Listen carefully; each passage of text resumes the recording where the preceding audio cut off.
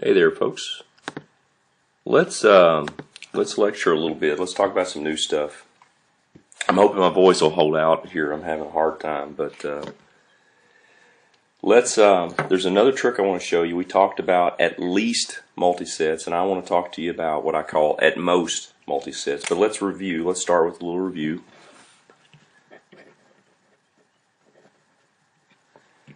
We have had these are the tools that we've kind of had at our disposal. The fundamental counting principle.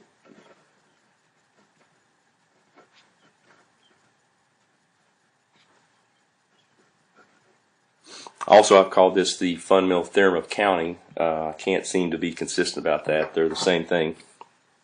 Actually, a very useful technique, right? When we have had, even when we've used different types of counting techniques, combinations, permutations, and things, anytime we have a series of tasks that we have to do to make a selection, we can use the fundamental counting principle to take the product of all those numbers and get the total.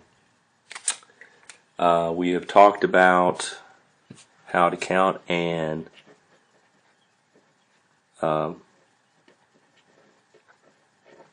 ordered selection of R things from N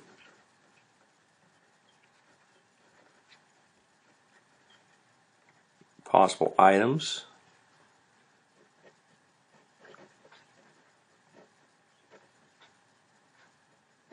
with unlimited repeats. That's really just going back to the first one and saying, okay, I've got R things here, and I've got N choices for this one, N choices for this one, N choices for that one, so forth. So that's just N to the R. And then we looked at an ordered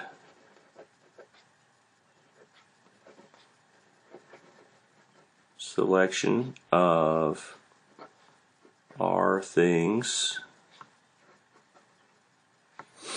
from N possible items with no repeats.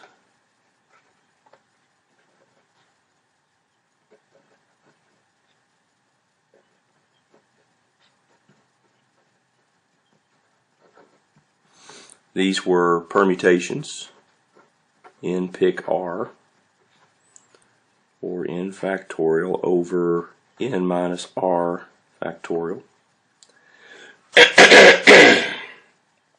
We talked about counting an unordered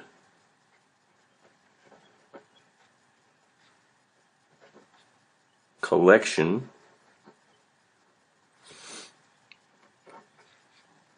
of R things from N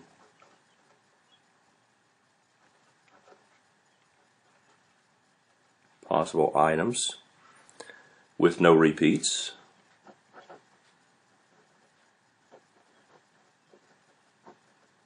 These were combinations, right? So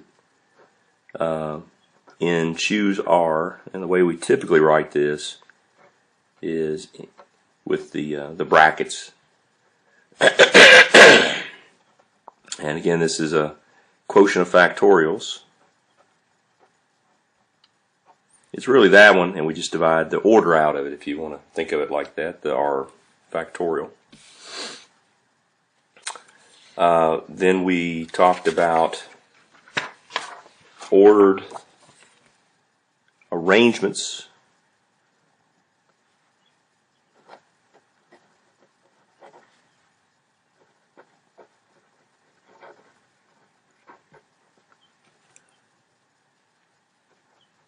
with fixed repeats of indistinguishable, man, that's a big word, indistinguishable items. For example, letters that are repeated, donuts that I don't know. Seem like donuts, we never put them in order, but things that you can't tell apart, balls, whatever, numbers, things. For this, we use the multinomial coefficient. Oops.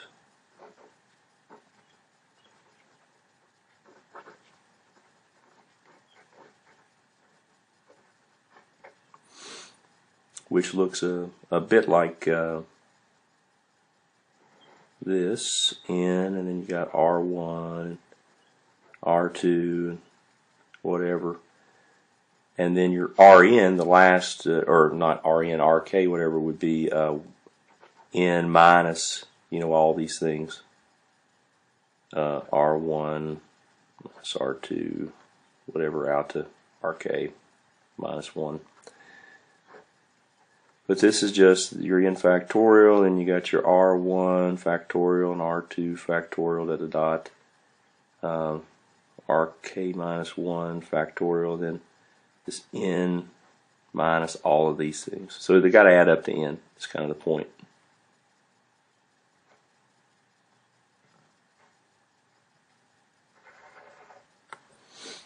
Okay. So, we use those on things like, well, how many different ways can you arrange the letters in the word Tennessee? I think was our example in class.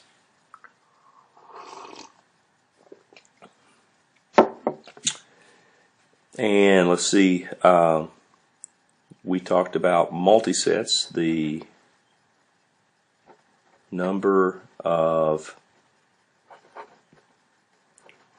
multisets, and these are now unordered, but with repeats. Again, repeats of indistinguishable items. I probably don't even have room for that word, indistinguishable.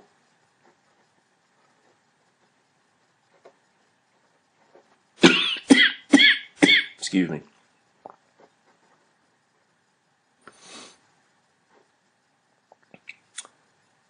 Of size K, constructed from a set of n elements.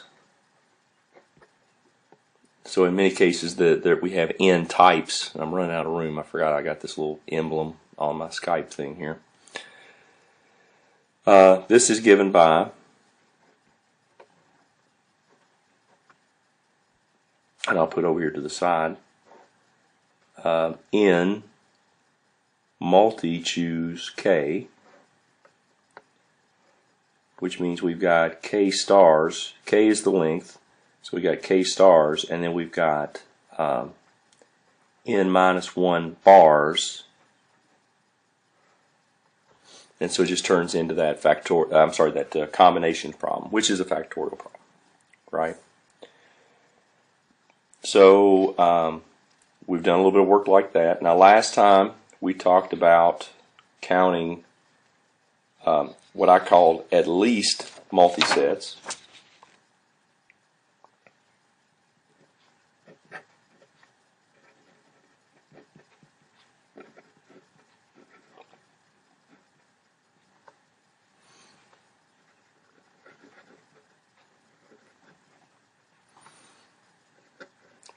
This is a situation where we have a multiset, but we're told, well, you got to have at least 2 of this element, and at least 1 of this element, and at least 3 of this element, and whatnot. We just put the at least part in there.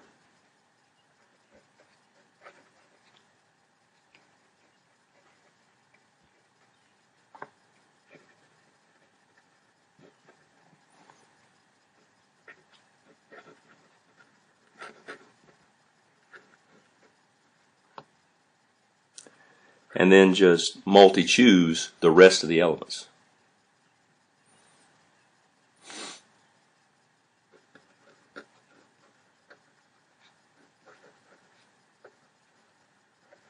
So just do the same calculation.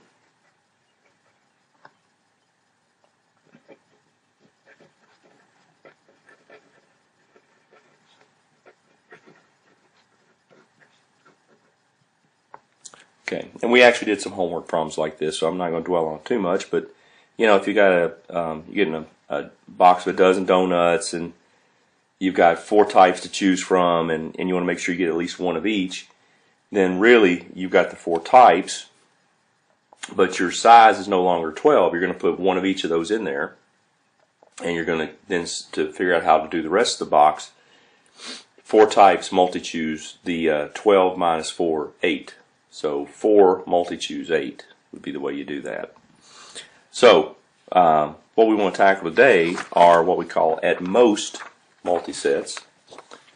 Okay. This is going to require a little bit of theory for us, so hold on tight here.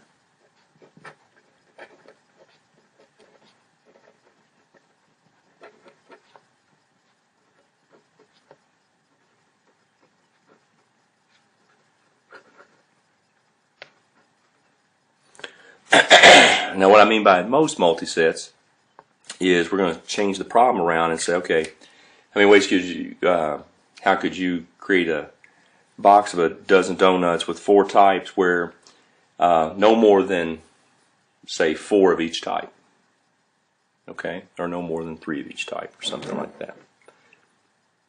Actually, that's probably one way to do that, but no more than, you know, where you put limits on the number instead of requirements, you put limits on the maximums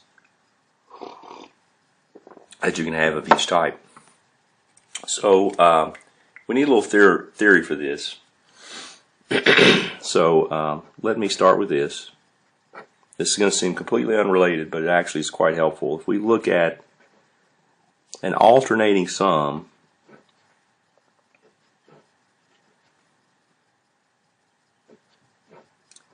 of combinations,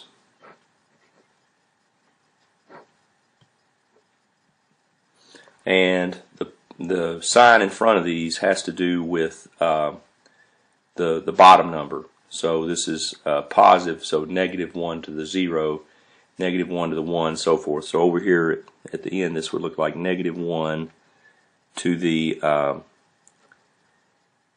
n. So whatever n is, that's going to determine that last sign, but it doesn't really matter because this is always 0.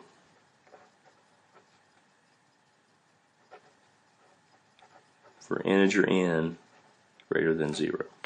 Actually, I should have just said natural numbers. I'm sorry, I wasn't thinking. Okay, for natural number n.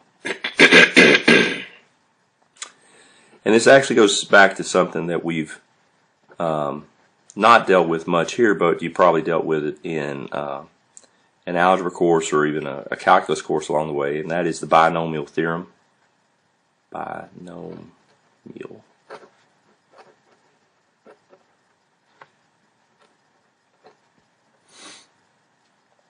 Which says this: if you've got x plus y raised to a natural number exponent, then this is the sum. Okay, it goes from 0 to n. And you've got these different powers. You've got x to the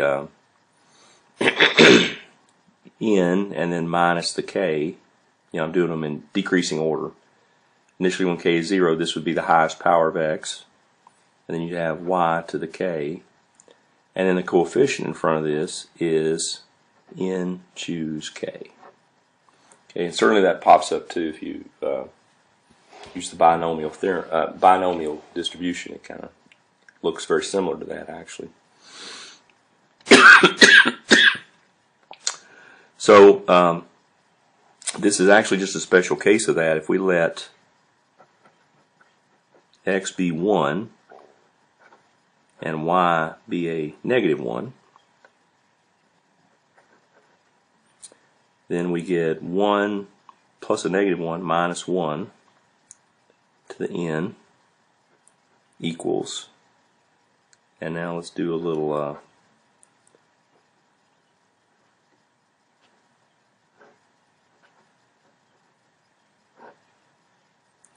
so x is 1, which we're raising to the n minus k power, and then y is a -1, which we're raising to the k. And so this just turns out to be k equals 0 to n. You got the -1 to the k, and you've got n choose k. All right. But since 1 minus 1 to the n is 0 to the n, which is just 0, for natural number n, that means that this is just equal to 0.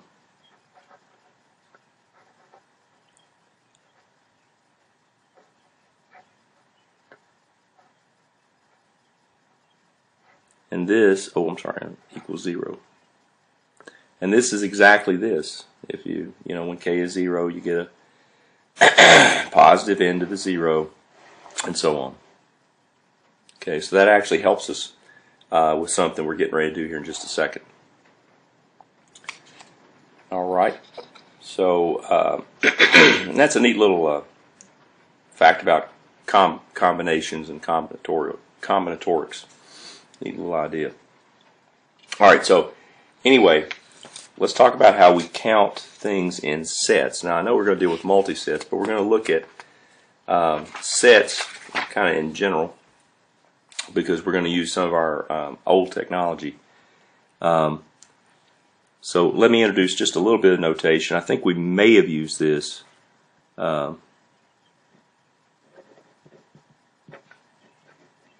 the number of elements in a set, and I should call the set something, A, denoted. And again, we've only got so many symbols in math, so this is one we've used over and over. We use it for absolute value, we use it for norm sometimes.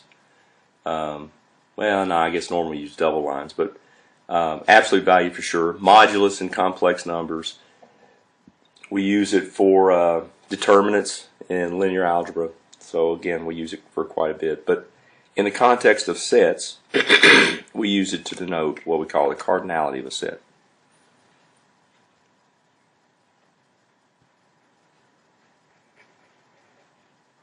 Oops, called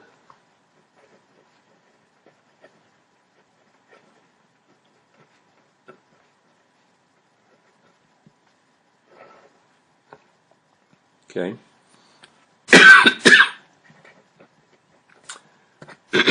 So and certainly we're going to deal with things that have finite cardinality. You open up a whole can of worms when you start dealing with infinite sets.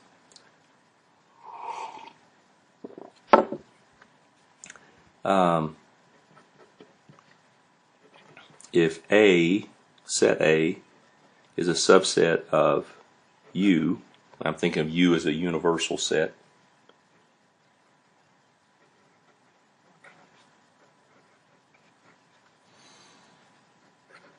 then the cardinality of A complement is, and really think about a Venn diagram, here's your whole setup, the whole thing, here's A in the middle.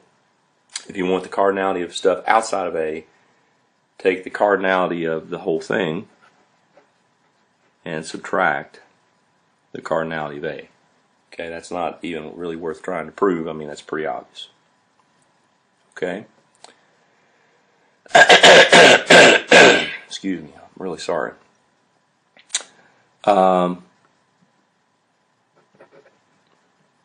Here is something I think we've talked about in the past. This is generalized De Morgan's law. I think we may even have proved something like this back when we did induction. Induction is the way you would definitely prove this if you were going to go through and do it. Let U be a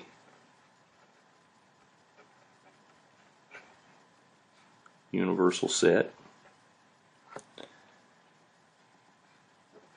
and let A1, A2, a n be subsets of U. What De Morgan's law tells us is that, okay, if we want to look at the intersection of a bunch of sets, in this case I'm thinking sets that are complements,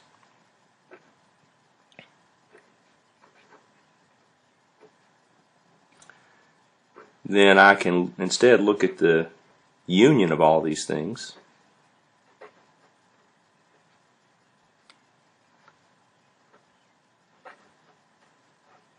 and then take the complement of the union. Okay, and again, this is the way we think of this is U minus. I'm writing it this way because I want to, again, kind of make this correlation right here.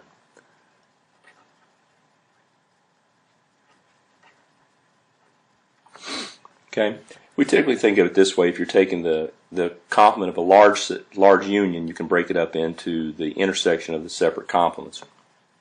But if you think about everything outside of the sets 1 and outside of the set 2, A2, and then outside of the set A3, and where they intersect, it's going to be outside the union. I mean, it's easy to prove, and I'm not going to spend a lot of time belaboring that. But I do want to talk about how we count unions. It's pretty easy how we count complements. I just subtract the number from the number in U. So let's talk about how we count unions, and eventually I'm getting back around to this. We're going to count the intersection of a bunch of complements, but we're going to do it by taking the complement of a union. Alright, but let's think about a 3-set Venn diagram. Okay, so which I'll draw that.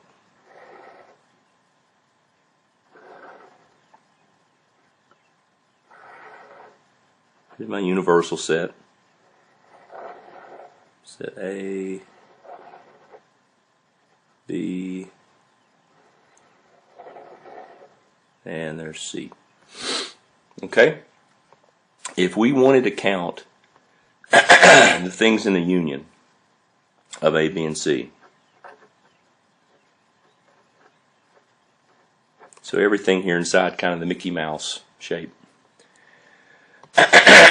one way to go about this is to, I mean, you can break it up into the, 7 regions I guess you have here, but you can also add everything in the single sets,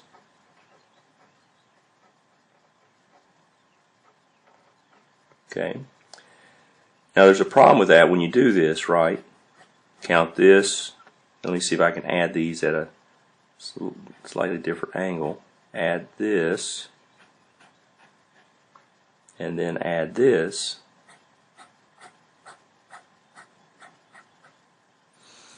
It means that in these intersections you've counted stuff possibly twice, right? The things that are in both A and B you've counted twice, and maybe even 3 times, right?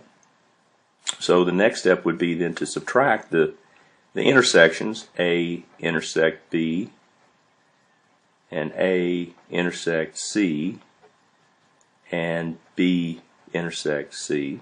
Okay, these are the footballs shapes that you see here. Okay. But stuff in the middle that was added in 3 times, you've now subtracted out 3 times, and so you need to add that back in.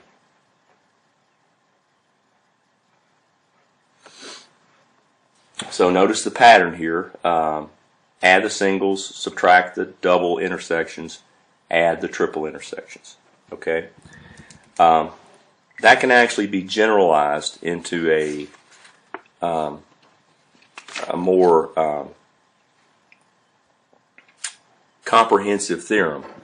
Okay, it turns out we would do this with 12 sets, and I don't want to draw a 12-set Venn diagram, but you could add the single cardinalities and then subtract the cardinalities of double intersections, all of them, and then add the triple intersections and then subtract the quadruple intersections and so on.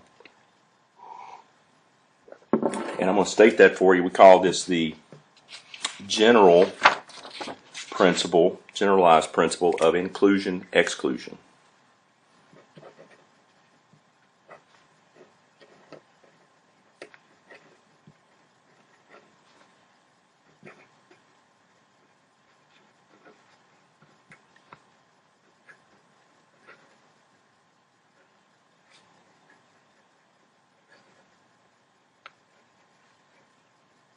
Okay,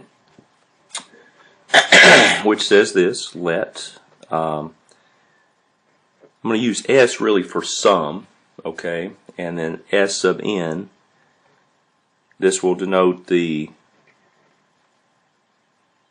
sum of cardinalities of the intersections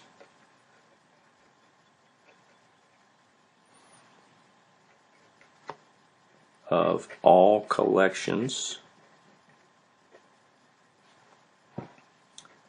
of oh, and I should have used a K, my bad. S sub K, I can still fix it. S sub K will be the sum of cardinalities in the intersections of all collections of K sets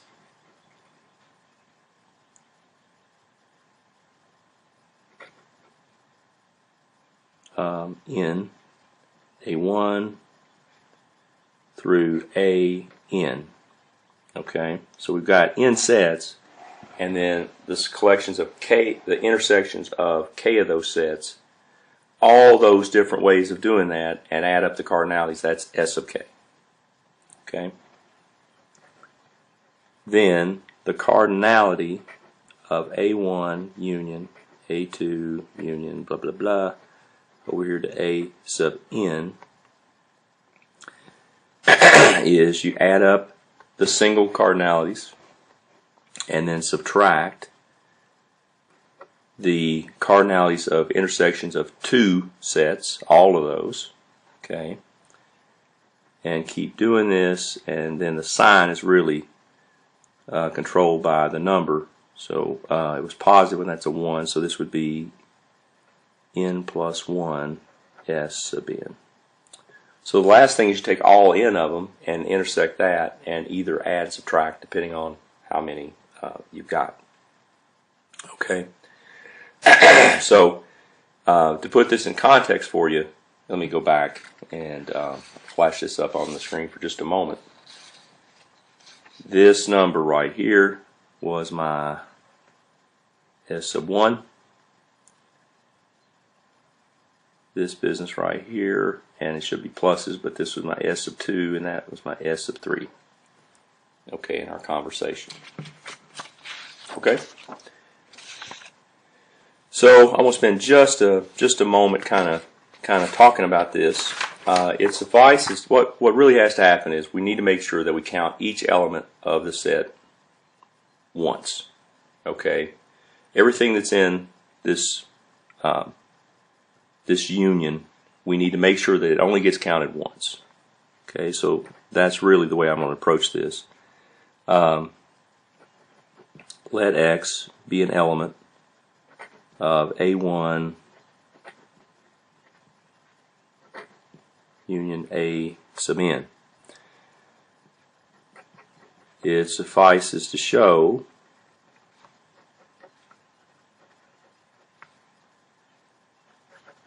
that the formula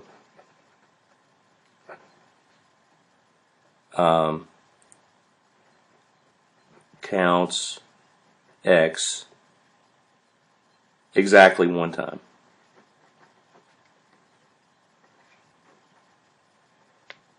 Okay, that we don't have multiple X's in our formula. Okay, so if it's in the union, it doesn't necessarily have to be in every set, right? It can be in some of the sets. So let's suppose that X is in k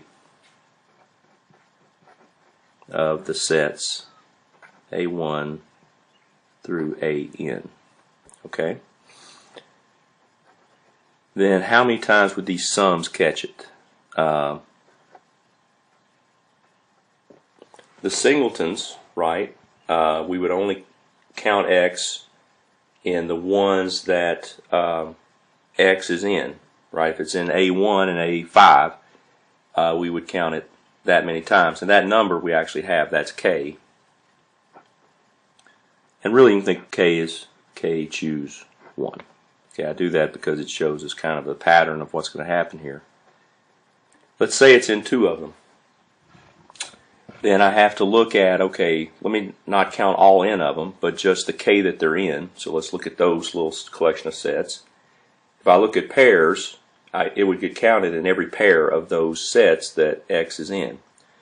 Well, how many ways can we pair up the k sets? Well, that's pretty easy. That's k choose 2. Okay. And so on. You know, S sub 3 would count it k choose 3 times and so on. Over here to S sub k, and if it's in all, you know, here's the collection of k sets that X is in. When we look at the intersection of all of those, it just gets counted once, right? And that's actually, when you stop and think about it, that's k choose k. Okay. There's no use going past that. If we look at k choose k plus 1, for example, that's 0, right? And k, anytime this bottom number is bigger than the top number, that combination is 0. I mean, you've got k things, how many ways can you choose k plus 1 without repeats? You can't, right?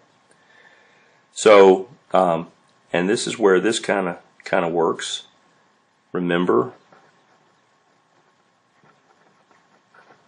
that, and this is the one that I did earlier.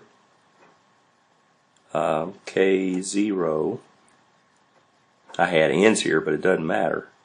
Minus K1 plus, remember we did this? K2 minus dot dot dot, and then you get over here and it's negative 1 to the K, and then K choose K. This gives us 0, right? Well, recognize these numbers. This is S1. This is S2. Okay, minus.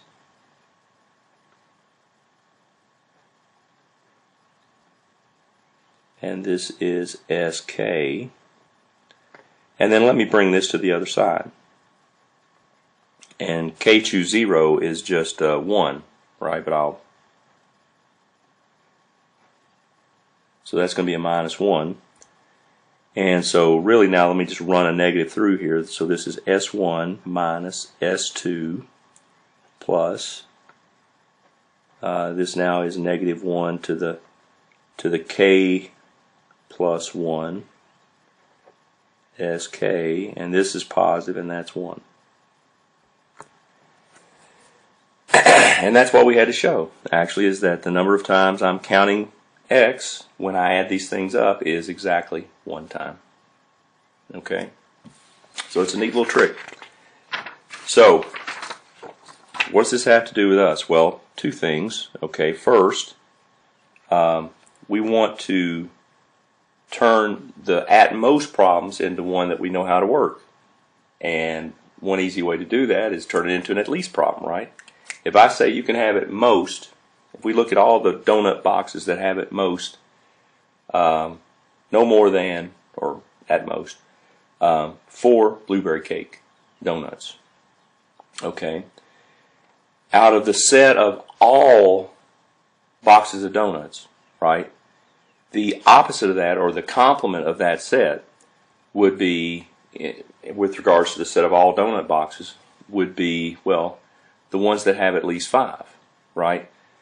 At most 4 means it could have 0, it could have 1, it could have 2, it could have 3, it could have 4, but it can't have 5 and up to 12, right?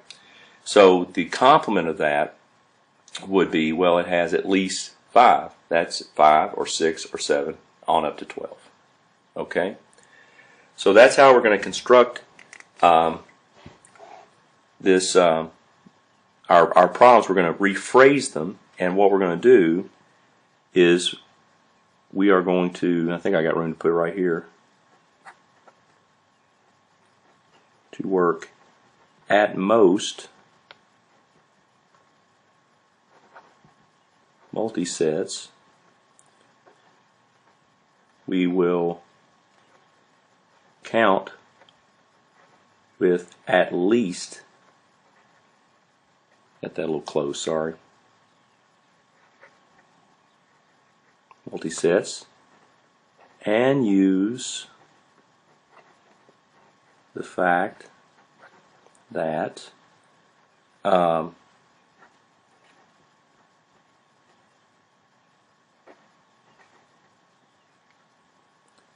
when I'm looking at the cardinality of a intersection of complements, okay, this is the cardinality of the union. Oops, I didn't mean to put that. A1 union all the way here to AN.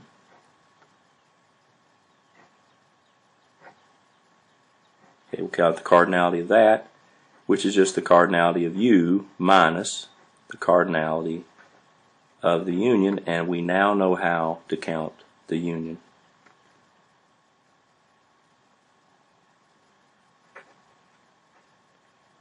So this is, and I'll just write it here briefly, cardinality of U minus, you know, now that we're subtracting, these are all going to turn around, S1 plus S2, and then with another minus it goes back to -1 to the N Sn. Okay? It's a neat little trick, actually. So let's actually work a problem and convince ourselves we know what we're doing.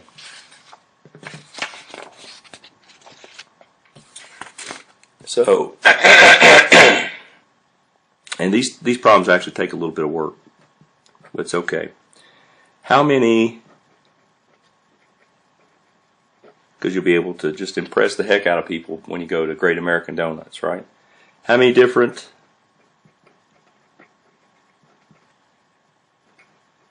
boxes of a dozen donuts can be constructed from blueberry cake,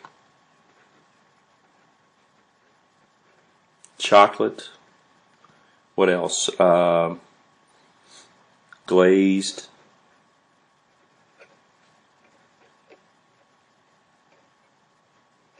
cream filled.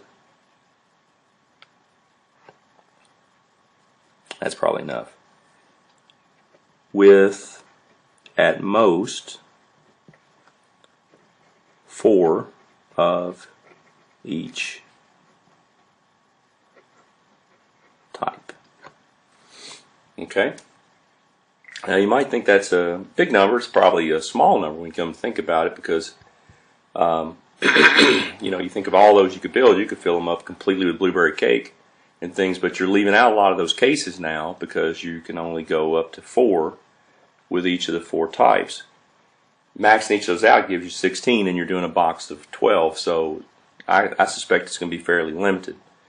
But here's the way we kind of set this up. Let U be the set of all possible boxes with no restrictions. Okay. Let's let A, now let's think in terms of complements, right? So at most 4 blueberry cake, the complement of that would be at least 5. Set of boxes with at least 5 blueberry cake. Okay, are you hip to my scene? And B, be the set of boxes with at least 5. And maybe it would have been good to mix it up a little bit, but whatever the most number is, it's, you know, the complement is at least one bigger than that. So at least 5 chocolate.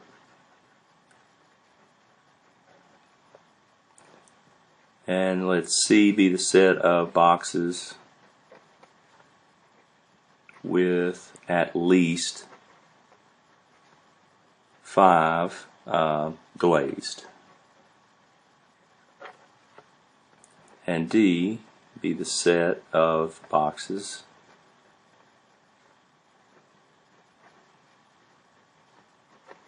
with at least 5 cream filled. Okay? What we're looking for here is I want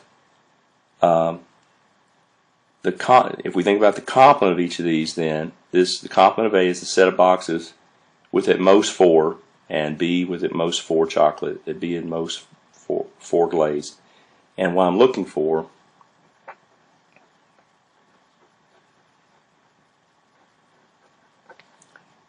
the cardinality of the set, the intersection of boxes that have at most 4 blueberry cake and at most 4 chocolate and at most 4 glazed and at most 5 cream filled. Okay? So what we're doing is phrasing this as a problem that I can use. Number one, I'm going to take I'll need the cardinality of U, right, to get this whole thing. We really look at the cardinality of the union minus, cardinality of the universal set minus the cardinality of the union, but that's where we do the alternating, you know, S1s and S2s. So we have to do all these. There's a lot of cardinalities that we have to calculate here. So let's kind of get cracking on that. The cardinality of U, well, these are all possible boxes, no restrictions, and because these are multi-sets, right, there's things that can be repeated multiple times, and there's no particular order in which they fall. They're just in the donut box. So we have here 4 types of donuts, and we're going to multi-choose, oops, not right. We're going to multi-choose 12 of them. I'm sorry, I'm getting ahead of myself a little bit. In a minute, we're going to say at least, and we'll put bunches in. But so 4 multi-choose 12. So that means we got the 12 stars and the 4 minus 1 bars.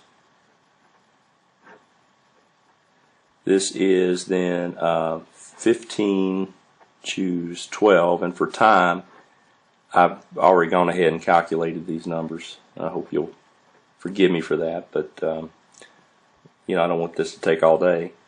So let's do all the singles. Now this is my U. Let's do our singles. Boxes that have at least 5. Well, I've still got 4 to choose from, but I'm going to place 5 blueberry cake in there. So this is 12 minus 5 on the bottom.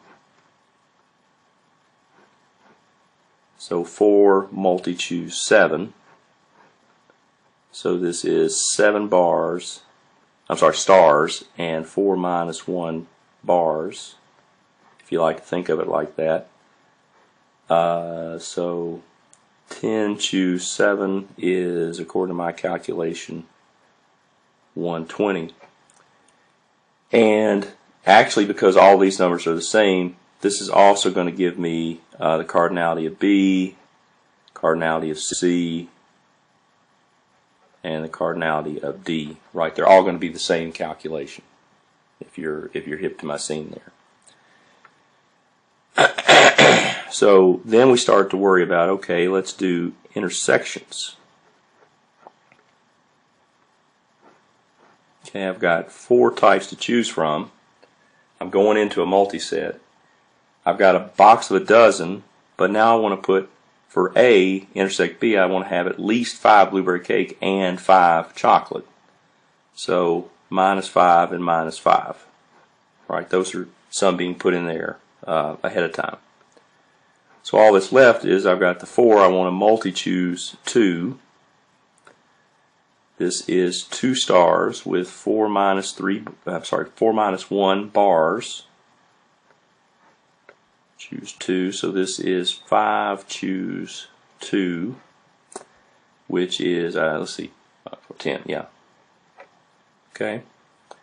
And this is going to give me, because these numbers are all the same, this will also be the number cardinality of A intersect C and A intersect D and B intersect C and B intersect D and C intersect D. Oops, straight up. Okay, and I think that's everything. And then when you look at, I've got this thing in the way down right here, so I'm going to move over, but I'll come back to this page. These important numbers we have here, maybe I'll just write them down on the next one so we have them in front of us. Cardinality of U is 455. Cardinality of A and cardinality of B and cardinality of C and cardinality of D is 120, and then the cardinality of all these other things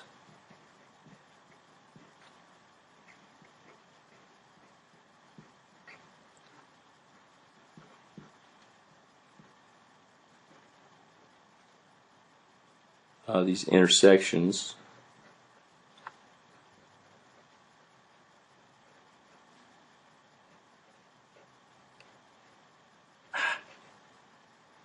is each 10. Okay, so let's do now the triple intersections.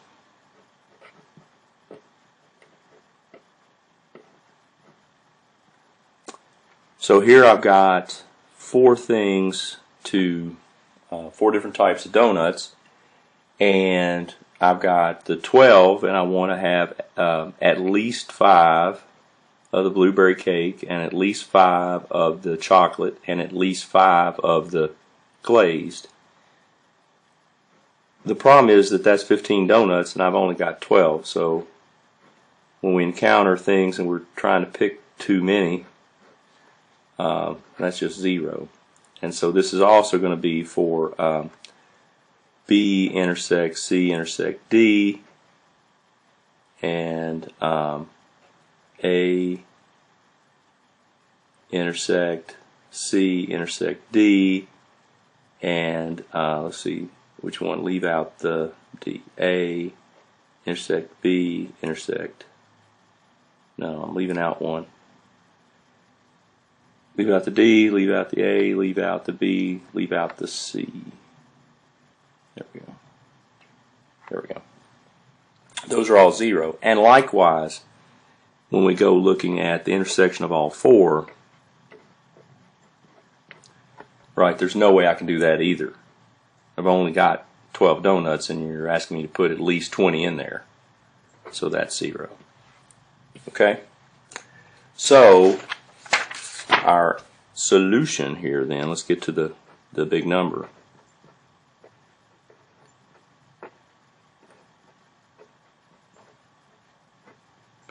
It's number of things universal set, okay, subtract all the singles,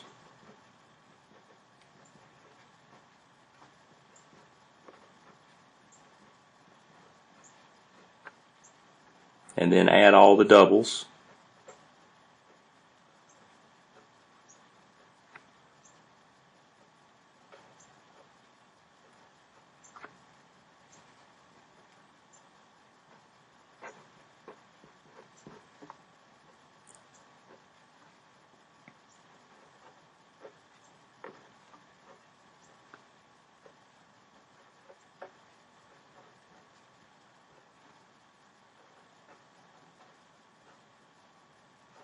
Okay, and then subtract all the triples.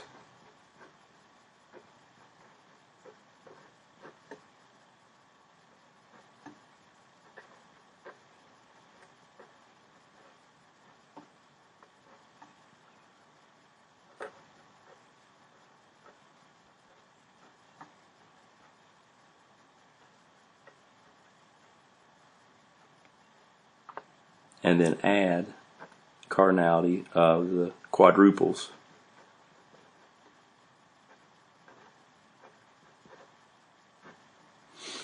So this is 455,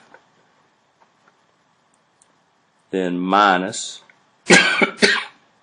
and it's going to work out to be 4 times 120. It won't always be the same number. Okay, you'll have to actually add those up. And then, and same thing here. It's because I had 5 in each case, right? And then plus the 1, 2, 3, 4, 5, 6. I've got 6 times 10. Those won't always be the same number either.